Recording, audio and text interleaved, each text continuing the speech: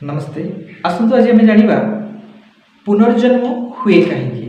श्रीमद् भगवद गीता रे बहुत सुंदर भाव कृष्ण कहते जातस्य हि ध्रुव मृत्यु जन्म मृत ध्रुवस्य च तस्मात् अपरिहार्यार्थे सचितुं न अहर्षि।